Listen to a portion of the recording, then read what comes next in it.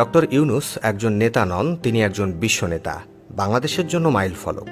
বাংলাদেশ ১০০ বছরে একজন নেতা পাবে, তবে গোটা বিশ্ব চেষ্টা করলেও ১০০ বছরে একজন ডক্টর ইউনূস পাবে কিনা সেটা নিয়ে রয়েছে সন্দেহ। কারণ ডক্টর ইউনূস শুধু একজন নেতা নয়, তিনি একজন বিশ্বনেতা। তিনি বাংলাদেশের জন্য মাইল ফলক, যার মাঝে গুণাবলী রয়েছে পুরো বিশ্বকে জয় করার। সেটা কোনো ক্ষমতা কিংবা অর্থ দিয়ে নয়, বরং যোগ্যতা আর মানবতা দিয়ে। মানবতার কল্যাণে তার গৃহীত প্রতিটি পদক্ষেপ সবচাইতে বেশি যুগোপযোগী ও গুরুত্বপূর্ণ প্রমাণিত হয়েছে বহুবার। আর তাই তো তার হাত ধরেই এই মুহূর্তে উন্নত বিশ্বে বহু দূর এগিয়ে যাওয়ার স্বপ্ন দেখছে বাংলাদেশ। বসে নেই ডক্টর ইউনূস নিজেও। অভ্যুত্থানের পরে অন্তর্বর্তীকালীন সরকারের প্রধানের দায়িত্ব হাতে পাওয়ার পর থেকেই একের পর এক উড়ে যাচ্ছেন বিভিন্ন দেশে। কি করে বাংলাদেশে বিদেশি বিনিয়োগ নিয়ে আসা যায়, সেই চেষ্টায় কমতি তার নেই। অবসরে যাওয়ার বয়সে সেও দেশের কল্যাণে উড়ে চলেছেন একের পর এক বিভিন্ন দেশে, যার মাঝে প্রধান উপদেষ্টার চীন সফর এযাবৎকালের সবচাইতে মূল্যবান রাষ্ট্রীয় সফর হিসেবে দেখছেন অনেকেই। চীন সফরে বাংলাদেশে বিনিয়োগ সম্পর্কে বেশ লাভজনক দিক বর্ণনা করে বিনিয়োগকারীদের মনোনিবেশ করেছেন দরিদ্রতার সাথে লড়াই করতে থাকা বাংলাদেশের দিকে। একজন যোগ্য নেতার নেতৃত্বে একটি জাতিকে যতটা উন্নত করতে পারে তা অজানা নেই কারোরই। পূর্বেও যার উদাহরণ রয়েছে অনেক। সিঙ্গাপুরের প্রধানমন্ত্রী থেকে শুরু করে মালয়েশিয়া পর্যন্ত এরকম আরও অনেক রাষ্ট্রের সাফল্যের পেছনে রয়েছে একজন যোগ্য লিডারশিপের মেন্টালিটি ও যোগ্য ব্যক্তি।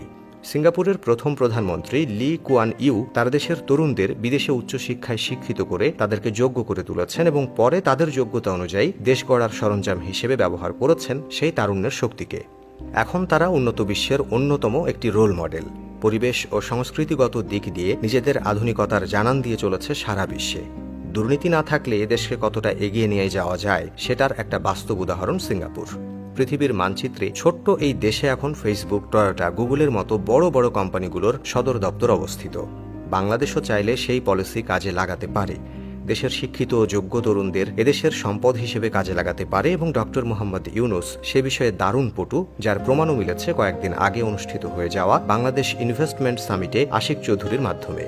ডক্টর ইউনূস যে হীরা চিনতে ভুল করেন না, সেটা আরও একবার দেখল বাংলাদেশ সহ পুরো বিশ্ব। শুধু সিঙ্গাপুর নয়, এরকম উদাহরণ হিসেবে রয়েছে মালয়েশিয়ার মতো দেশটিও। দুর্নীতি অভাবগ্রস্ত দেশটির প্রত্যাবর্তনের নায়ক ছিলেন ১৯৮১ সালে নবনির্বাচিত প্রেসিডেন্ট মাহাথির মোহাম্মদ। ২ দফায় দেশটির পরিচালনার চেয়ারে বসে পাল্টে ফেলেছেন পুরো দেশের রূপ।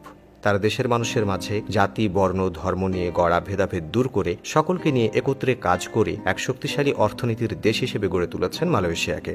মাহাথির মোহাম্মদ মালয়েশিয়ার পরিবর্তন আনতে নিয়েছেন দীর্ঘ ২৪ বছর। সিঙ্গাপুরের পরিবর্তন আনতে সময় লেগেছে ৩১ বছর। দেশের কাঠামো শক্তপোক্ত করতে তারা যে দীর্ঘ সময় পেয়েছেন, ততটা সময় ডক্টর মোহাম্মদ ইউনূস পাবেন কিনা সেটা সবারই অজানা। তবে মাত্র কয়েক মাসে তিনি যে পরিবর্তন ও দিগ্বিজয়ের নতুন সম্ভাবনা তৈরি করেছেন, সেই দৃষ্টিকোণ থেকে বলা যায় একটু সময় পেলে তিনি বাংলাদেশকে নিয়ে যাবেন এক অন্য পর্যায়ে। তার বৈশ্বিক পরিচিতি ও নতুন সম্ভাবনার প্রতি তীক্ষ্ণ দৃষ্টি, এই দুইয়ের সমন্বয়ে তিনি যে কি করতে পারেন তা প্রমাণ করে চলেছেন একের পর এক। সময় পেলে হয়তোবা তিনিও একদিন মাহাথির মোহাম্মদ কিংবা লি কুয়ানের মতো বাংলাদেশকে নিয়ে যাবেন বিশ্বের অনন্য শিখরে।